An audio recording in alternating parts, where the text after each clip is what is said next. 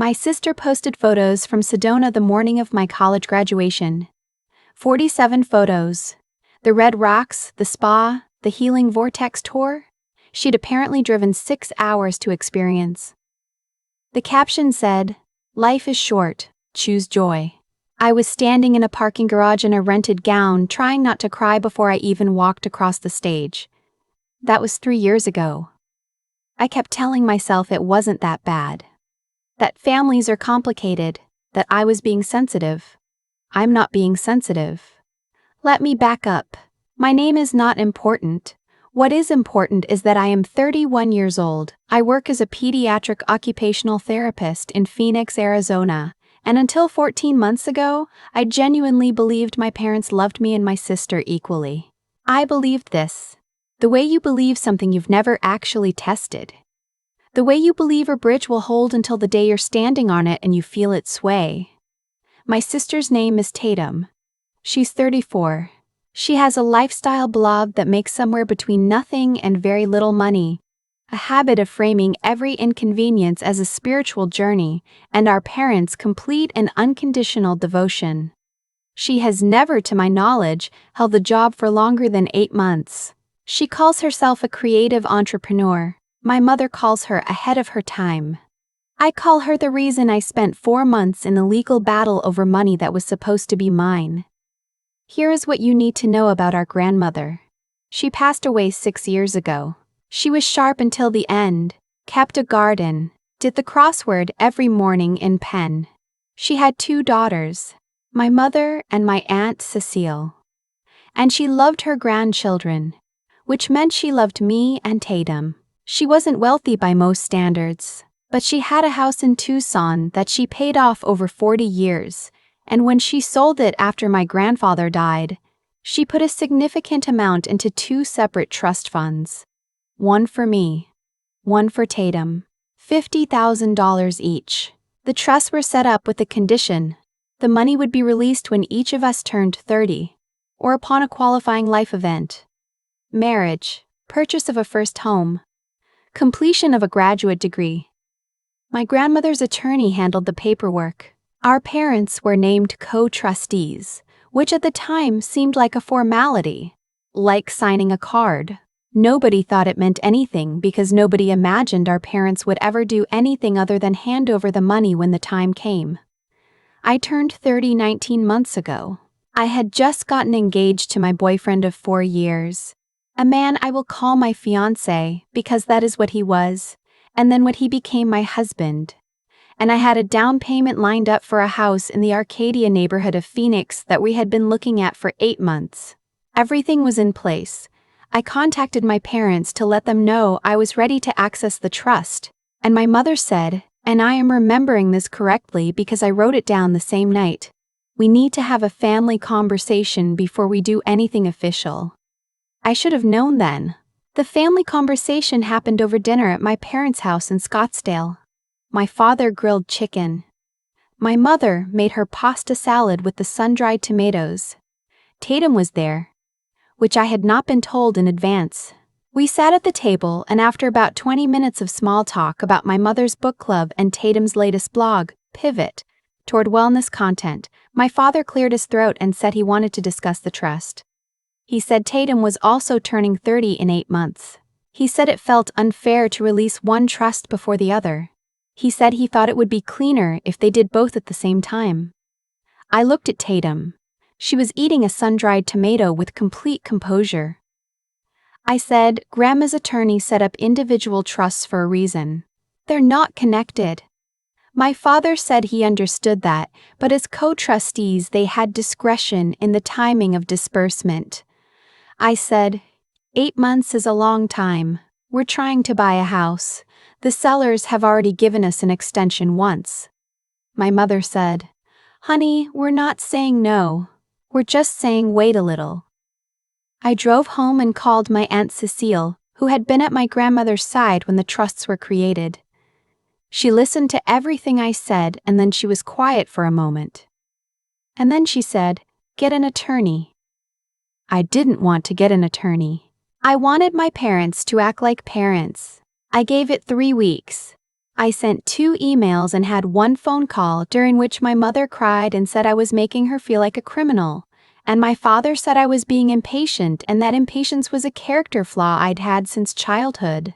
I said that was not a productive thing to say. He said I could take that as feedback or leave it. I left it, and I hired an attorney. Her name is not important either. But she was thorough and direct, and she charged me $250 an hour, which I paid out of my savings because I could not yet access the $50,000 I was legally entitled to. She reviewed the trust documents and told me that, while co-trustees do have some discretion in administrative matters, they do not have unlimited authority to simply withhold disbursement when a beneficiary has met the triggering conditions. I had turned 30. I was engaged. I had submitted proper documentation. The trust was supposed to move. She sent a formal letter to my parents. 3 days later, my father called me and told me I had weaponized lawyers against my own family, and that he and my mother were deeply hurt, and that he wanted me to know this was going to change things. I said, I know. He said, I hope you're sure about what you're doing. I said, I'm sure. He hung up. What happened next took me a while to understand fully, but here's the shape of it. My parents, through a series of decisions they apparently made together and possibly with Tatum's knowledge, had withdrawn approximately $19,000 from my trust over the preceding 2 years. Small amounts. $3,000 here, $2,500 there. The stated reason, documented in their own records which my attorney obtained, was trust administrative expenses and family hardship disbursements. There is no such category in the trust documents my grandmother signed. My attorney filed a petition with the probate court. The court appointed an independent fiduciary to review the trust accounts. My parents retained their own attorney, who sent a letter describing me as acting in bad faith toward a family attempting to exercise reasonable judgment in a difficult financial period. I want to be clear about something. My parents are not poor. My father is a retired civil engineer with a pension. My mother tutors high school students in math 3 afternoons a week because she enjoys it, not because she needs to. They own their home. They take a vacation every year. Whatever difficult financial period their attorney referenced, I was never told about it, never asked to help, and never informed that the solution to it was going to be my inheritance. The court process took 4 months. During those 4 months, my parents did not call me for my birthday. They did not respond to the save the date we sent for our wedding. My mother texted me once to say she was praying for clarity in my heart, which I did not respond to. Tatum posted 17 times about her blog, her garden, her morning routine, and a recipe for turmeric lattes. She did not contact me once. My Aunt Cecile came to Phoenix for a weekend and took me to lunch at a place with good green chili. And she held my hand across the table and said, "Your grandmother knew what she was doing when she set it up this way. She trusted you to fight for it." I didn't know how to explain how exhausting it was to fight for something I should have just received. My aunt understood anyway. My fiancé. My husband, I keep doing that. He was my fiancé then. Was steadier than I had any right to expect. He worked long hours as a structural engineer and came home to me sitting at the kitchen table reading court documents, and he never once said I should settle. He said whatever I decided he would support, and then he cooked dinner and let me talk through it for as long as I needed. And then we watched something stupid on television and he made me laugh, and I thought, this is what it is supposed to feel like. Someone actually in your corner. The court ruled in my favor. The fiduciary found that the withdrawals did not meet any documented criteria under the trust terms. My parents were ordered to restore the $19,000, pay associated legal costs, and transfer the full trust balance to me within 30 days. My attorney called me on a Tuesday afternoon, and I sat in my car in the parking lot of the clinic where I work and I sobbed. Not because I was sad, but because it was over. I want to tell you about the week of our wedding. We got married on a Saturday in late October at a venue outside Scottsdale. that had big cottonwood trees and string lights and a ceremony space that looked out over the desert at sunset. We had spent a year planning it. We had sent invitations 8 months in advance. We had assigned seats, chosen a menu, selected a first dance song, written our own vows. My parents were not coming. They had made this known through a combination of silence and a single letter from my mother, handwritten on her nice stationery, that said they loved me but could not celebrate under the current circumstances and hoped I would one day understand that everything they had done had been out of love. I read that letter twice and then I put it in a drawer and I did not cry. Here is who was there: my Aunt Cecile, who flew in from Albuquerque and helped me bustle my dress and danced so enthusiastically during the reception that she lost an earring and never found it and did not care at all. My college roommate, who brought her husband, and both of them cried during the vows. My husband's entire family, who had driven up from Tucson and treated me with a warmth that still undoes me a little when I think about it too long. My coworkers. My friends. 112 people who were genuinely happy to be there. Tatum was not there. She had, as far as I could tell, posted a reel about setting boundaries with family members the same morning. She did not tag me. The comments were full of people saying things like "so brave and protecting your peace." The ceremony was beautiful. I know people say that about their own weddings, but I mean it in a specific way. It was beautiful because it was only full of people who had chosen to be there. Nobody was in that room out of obligation. Nobody was silently keeping score. My husband stood at the end of the aisle, and when I got close enough to see his face clearly, he looked like someone who had been waiting for exactly this. Not nervous, just ready. He gave a toast at the reception. He is not a man who gives speeches. He is quiet in the way that competent people often are. He doesn't need to fill space. But he stood up with a glass of something bubbly, and he thanked everyone who had come, and he said he wanted to say something that might be a little different for a wedding toast. He said that the past year had shown him what it looked like when someone refused to be diminished. He said he had watched me fight for what was right without losing who I was, and that he considered it the most extraordinary thing he had ever seen someone do, and that he wanted everyone in that room to know he was aware of exactly who he was marrying. The room was quiet in the way rooms get when something true is being said.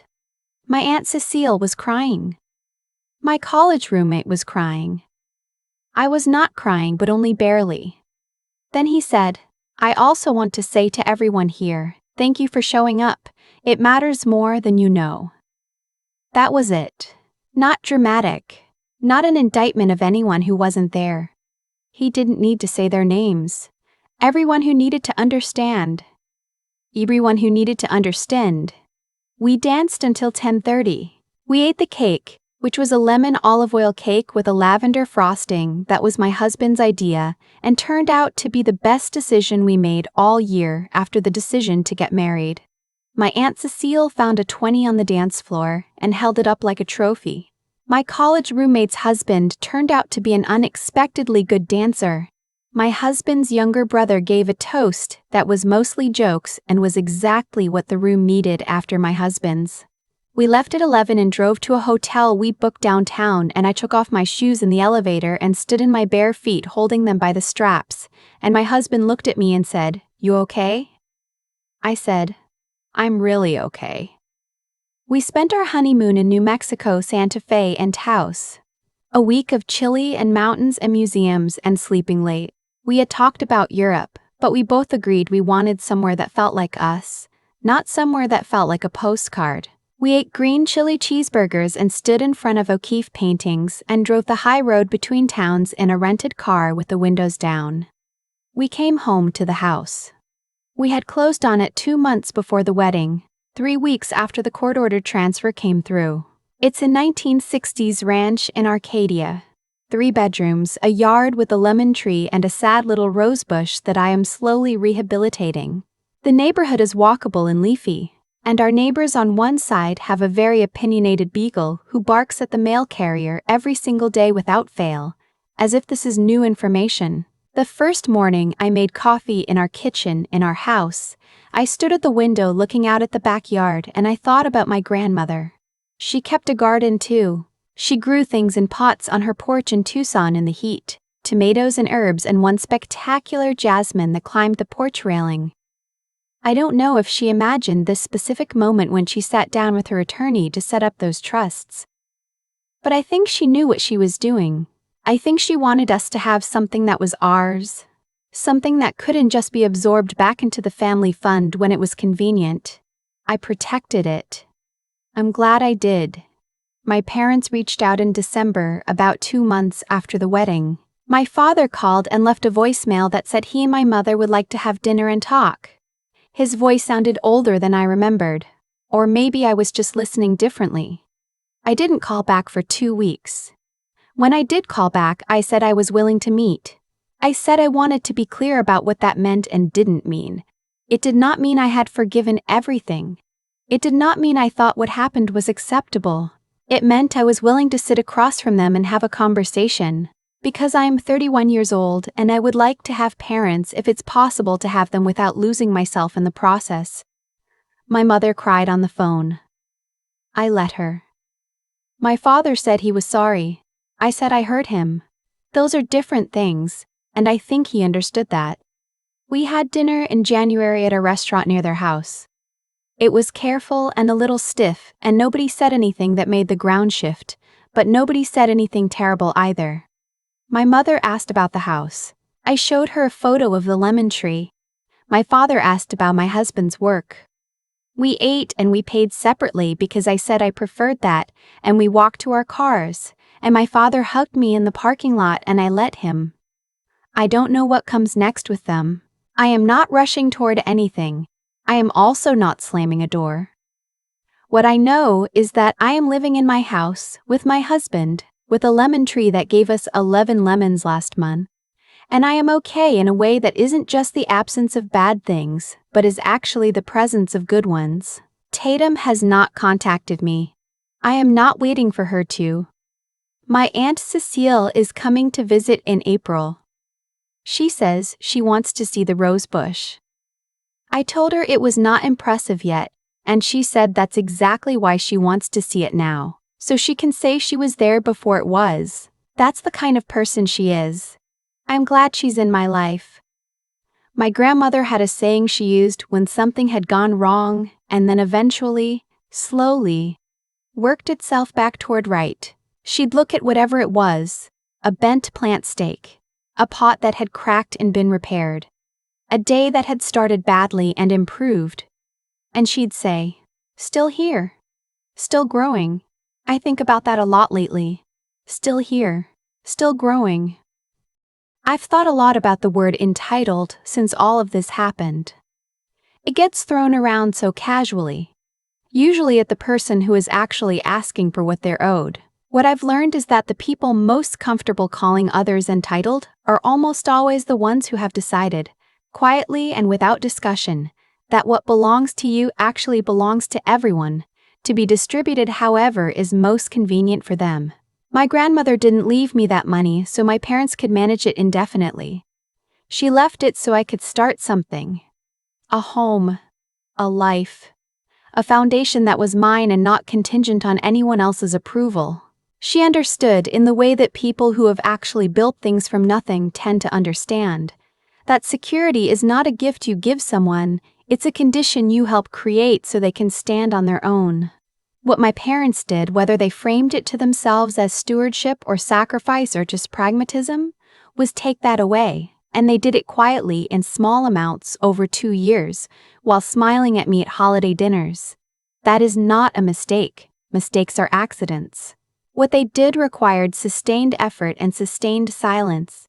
I don't say this to be harsh. I say it because I spent a long time, too long, trying to find the version of events where their intentions were good, and the outcome was just an unfortunate misunderstanding. That version doesn't exist. And the moment I stopped looking for it was the moment I was able to actually move forward. There's something I want to say about Tatum, because I think people will wonder. She is not a monster. She is a person who has spent her entire adult life being told that her comfort is the priority, and she believed it, and she built a life around it, and our parents reinforced it at every turn. That is its own kind of damage, honestly. But it doesn't make what she did acceptable. It doesn't make her absence from my wedding acceptable, and I am not responsible for helping her unlearn something I didn't teach her. What I am responsible for is my own choices. And every choice I made in those 4 months, hiring the attorney, filing the petition, refusing to settle, showing up to my own wedding and having the best night of my life. Those were the right choices. Not because they felt good in the moment. Most of them felt awful. But they were right because they were honest. I did not pretend something was okay when it wasn't. I did not trade my integrity for the comfort of keeping the peace.